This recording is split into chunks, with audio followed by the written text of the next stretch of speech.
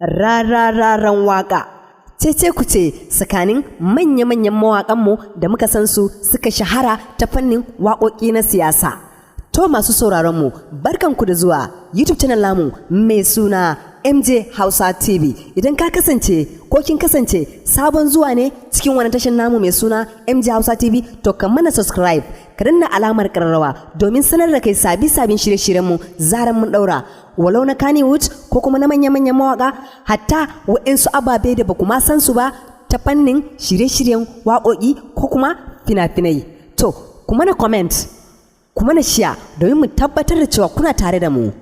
MJ Hausa TV ta ku ce, kada ku manta, ku yi subscribe.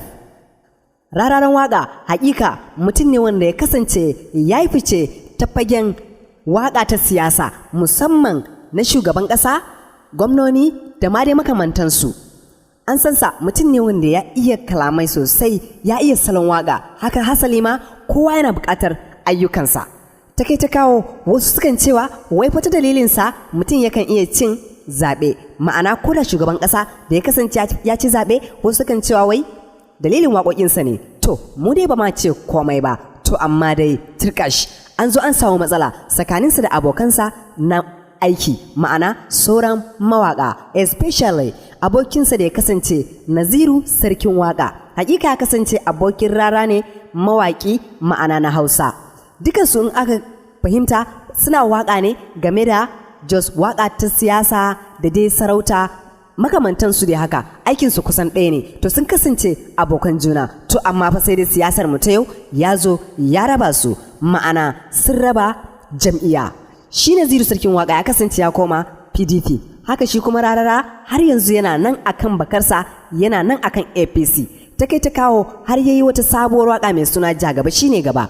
To cece ku ce ya afku har a cikin tsakanin masoyansa, wanda sukan cewa wannan wakar da yayi ba su ji daɗin sa ba, hasali ma sun ce kwata-kwata bayi da kishi.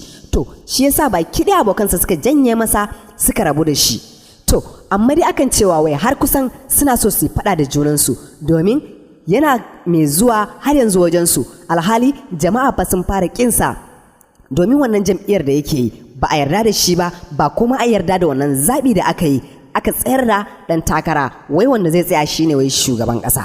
To akan wannan ya waƙa, gashi har da manya-manyan malamai suna ta kai masa zagi da tsinuwa da ma komai. To abin da ya fa ya ɓace, mu dai ba ma ce komai ba. Ina masoyin Rararan waka, ya kuka ce wai shin hakan ne abin da yi ba daidai ba ne, ko ko just kawai faɗin mutane ne? Mu dai muna nan muna jiran ku, kuma na comment a YouTube channel namu mai suna MJ Hausa TV. Ta ku ce kada fa ku manta, kada ku manta, sannan fa ku danna alamar ƙararrawa domin sanar da kai sabin shirye-shiryen mu. Idan har baka danna ba, kaga babu ta yadda za a yi a ce kaga wayannan shirye-shiryen mu, especially yanda muka ce muna masu jiran masoyan Rararan waka da ku faɗa mana menene abin da ku kuke gani game da wayannan abubuwan da yake faruwa da masoyinku Rararan waka. Kuma na comment, muna nan muna jiran ku, sannan ku share.